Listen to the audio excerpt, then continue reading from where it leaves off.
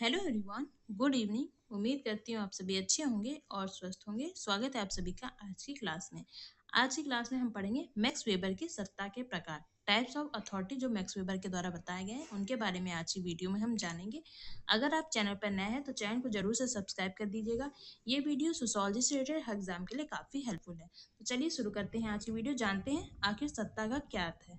सत्ता के प्रकार को जानने से पहले हमें सत्ता का अर्थ जान लेना जरूरी है। सत्ता का अर्थ है वैध शक्ति। लेजिटिमेट पावर को हम क्या कहते हैं? सत्ता कहते हैं। जब लोग किसी व्यक्ति या संस्था के आदेश को अपनी स्वेच्छा से स्वीकार करते हैं तो उसे हम सत्ता कहेंगे। मतलब जब कोई संस्था या व्यक्ति आपको आदेश देता है और आप अपनी इच्छा अनुसार उसको मानते हैं तो ये क्या कहलाएगी? सत्ता कहलाएगी। जैसे आईपीएस अधिकारी या आईएएस अधिकारी आपको अगर कुछ कहेगा, आदेश देगा तो आप उसे मानेंगे, पर अगर मैं कहूंगी तो जरूरी नहीं है कि आप लोग उसे माने। तो जिसके पास पावर होती है, लेजिटिमेट पावर होती है, उसकी बात सब कोई मानता है, तो यही क्या कहलाती है? सत्ता कहलाती है। देन आइए हम जान लेते हैं सत्ता और शक्ति में क्या अंतर है। पावर और अथॉरिटी में आखिर अंतर क्या है, एग्जाम में पूछा जाने वाला बार बार क्वेश्चन है। शक्ति में क्या होता है? बल और दबाव का प्रयोग किया जाता है। पर सत्ता क्या होती है? ये वैधता, लेजिटिमेसी पर आधारित होती है। हर सत्ता क्या होती है? शक्ति होती है। मतलब जिसके पास सत्ता है उसके पास पावर होगी ही होगी, पर हर शक्ति सत्ता नहीं होती। पर जरूरी नहीं है कि जिसके पास शक्ति है उसके पास सत्ता अथॉरिटी हो ही। ठीक है, तो हर सत्ता में शक्ति निहित होती है पर शक्ति में सत्ता निहित नहीं होती है। देन टाइप्स ऑफ अथॉरिटी जान लेते हैं। मैक्स वेबर ने 3 टाइप के अथॉरिटी की बात की है। पहला बताया परंपरागत ट्रेडिशनल अथॉरिटी, दूसरा बताया करिश्माई सत्ता करिश्मेटिक अथॉरिटी, तीसरा बताया कानूनी तार्किक सत्ता लीगल रैशनल अथॉरिटी। ये 3 प्रकार की सत्ता मैक्स वेबर के द्वारा बताए गए हैं। अब हम एक एक करके इनके मीनिंग जानेंगे। तो सबसे पहले आती है परंपरागत ट्रेडिशनल अथॉरिटी। परंपरागत सत्ता वह होती है जो रीति रिवाज, परंपरा और प्रथा पर आधारित होती है। लोग इसलिए आदेश मानते हैं क्योंकि यह हमेशा से चला आ रहा, मतलब पीढ़ी दर पीढ़ी ये चीजें हो रही हैं, इसलिए व्यक्ति इसे मानता है। पद क्या होते हैं? इसमें वंशानुगत होते हैं, जन्म से होते हैं। लोग इसलिए मानते हैं क्योंकि ये हमेशा से होता आ रहा है। उदाहरण के लिए राजा महाराजा, परिवार का मुखिया, जनजातीय मुखिया। हम इनकी बात क्यों मानते हैं? क्योंकि ये परंपरागत तरीके से आदेश देते आ रहे हैं, परंपरा गांव के अनुसार चली आ रही है, तो उनके आदेश व्यक्ति को मानने पड़ते हैं। तो ये जो सत्ता होती है वो किस पर आधारित होती है? वो वंशानुगत होती है।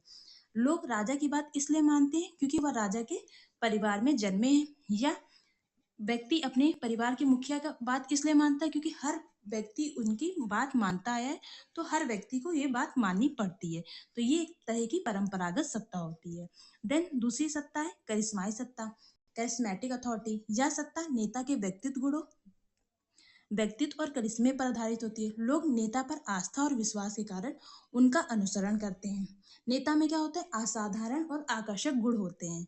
लोग इनसे क्या होते हैं? भावनात्मक रूप से जुड़े होते हैं। जैसे महात्मा गांधी हो गए, नेल्सन मंडेला हो गया, और धार्मिक गुरु पैगंबर हो गए। इनसे व्यक्ति क्या है? ये व्यक्तिगत व्यक्तित्व इनका इतना प्रभावशाली होता है कि ये लोगों को आकर्षित करते हैं अपने बातों से, कि लोग इनके पीछे चलते हैं, लोग इनकी बातों को मानेंगे। तो ये एक प्रकार की करिश्माई सत्ता हो गई। पर ये सत्ता क्या होती है? ये सत्ता अस्थायी होती है। इनके मरने के बाद क्या होती है? ये सत्ता समाप्त हो जाती है, और बिना किसी संस्था के भी ये सत्ता क्या होती है? कमजोर हो जाती है। तो ये सत्ता क्या होती है? आकर्षक और व्यक्तित्व गुणों पर आधारित होती है। तीसरा होता है जो बताया इन्होंने, कानूनी और तार्किक सत्ता।